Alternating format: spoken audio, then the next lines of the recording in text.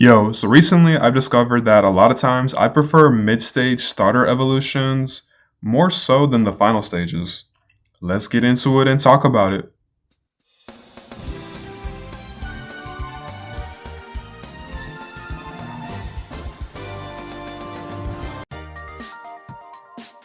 So throughout each region, each generation of Pokemon, we all have received a starter Pokemon to come with us along our adventure. Now, for a lot of us, this starter Pokemon was our first memory with said game. And as we matured and grew through our adventures, our starter Pokemon did so as well and thus naturally evolved. Now, evolution is a natural process in the Pokemon universe, and when it comes to mid stages, specifically mid stage starter evolutions, they've always served as this sort of transitional phase between said baby form and final evolution adult form.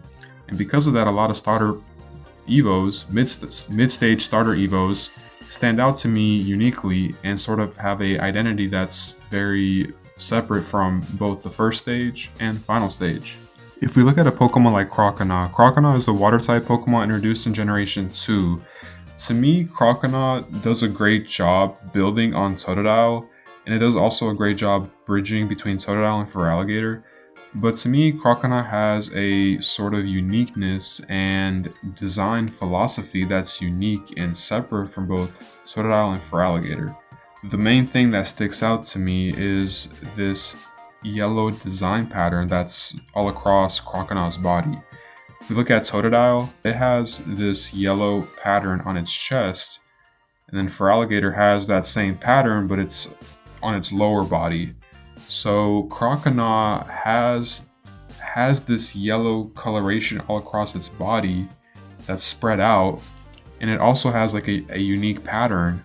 To me, it also resembles a Pokemon egg. It looks like Croconaw just hatched out of an egg and has its hands and feet dangling.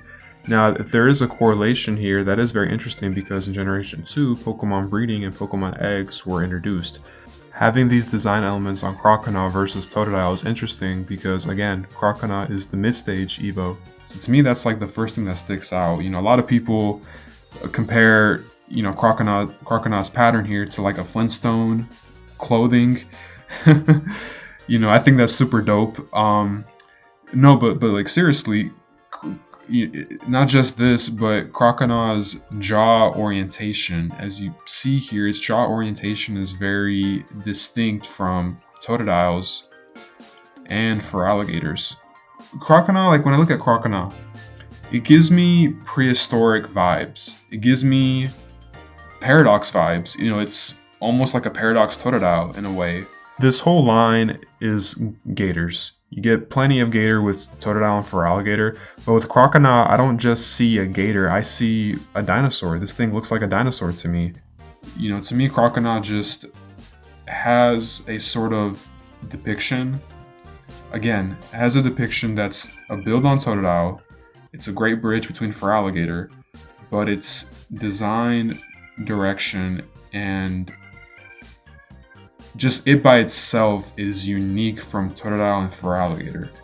Totodile and Feraligatr are very, very similar. There's a lot of shared, characteristics, and especially Feraligatr's Mega Evolution. It's basically a huge build on Totodile. Look at some additional artwork.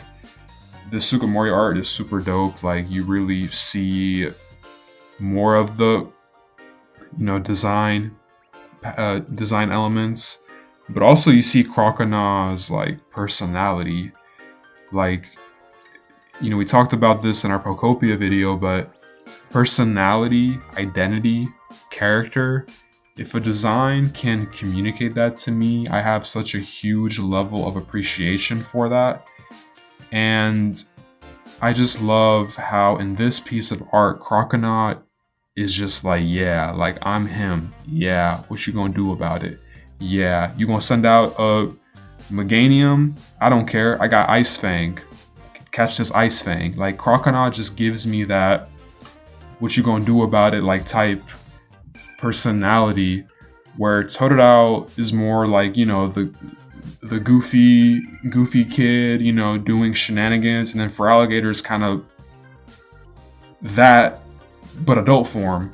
And a lot of mid-stage starter Evos have this sort of unique design and unique personality that's communicated throughout the design. And that's where I really have a huge appreciation for mid-stage Evos.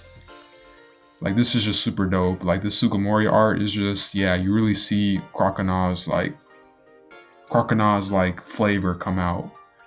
You know, this Heart Gold Soul Silver Sugimori art I like too. The Global Link. This one is very interesting because it kind of goes back to what I was saying earlier, prehistoric. You know, Croconaw also gives me like a prehistoric Paradox vibe. Like, it's a Paradox Totodile. I like this. Like, I love Croconaw. Croconaw is my favorite mid-stage. You know, shameless plug. That's why I wanted to talk about him first. But yeah, Croconaw, again, transitional. This concept of transition. You know, when you think of us as people, you know, we all go through a transitional period. You know, the phrase midlife crisis. So when we're in this like midlife crisis phase, we're all sort of unique in our own ways. I think Pokemon are representations of that, specifically starter Pokemon too, because they're our first partner. In a way, they mimic us as a trainer. And when we're on our journeys, mid-stage Evos, they are balancing first stage and final stage while also being a stage completely on their own. And I think because of that, you get a lot of uniqueness with mid-stage Evos. The next mid-stage Evo that we'll look at is Thwackey. Thwackey is a Grass-type Pokemon introduced in Generation 8. It is the evolution of Grookey and evolves into Rillaboom. Again, Thwackey being a mid-stage Evo, to me it's very separate from Grookey and Rillaboom. For starters, its color palette, Thwackey has a light green color palette compared to Rillaboom and Grookey's dark green. And two, in this picture, its posing. Its posing really expresses Thwackey's personality. You know, Grookey, if you look at Grookey is more of, you know, your simple, you know, child, like chimp, you know, very kind, you know, it's waving at you. And then Rillaboom is like your noble, humble final form. But with Thwackey, you get a very different personality. Its personality here, its arms crossed, the way it's looking at you, it's just very distinct. It's similar to Croconaw's in the sense of like, hey, what's up? But it's kind of different in the sense of this is Thwackey when he first sees you. You know, its initial personality. You know, Grookey and Rillaboom's personalities initially are, you know, very kind, humble, and not to say Thwackey's not kind and humble, but Thwackey kind of goes about it in a different way. He's more, hey, what's up? And I just love this piece of art because, you know, you really see that. And also, the sticks are tied to its hair. It has like a man bun, which I think is super dope. You know, Grookey kind of has this similarly. You know, it has like its stick on its hair, but kind of the way Thwackey goes about it, it's kind of more in like a fashion sense.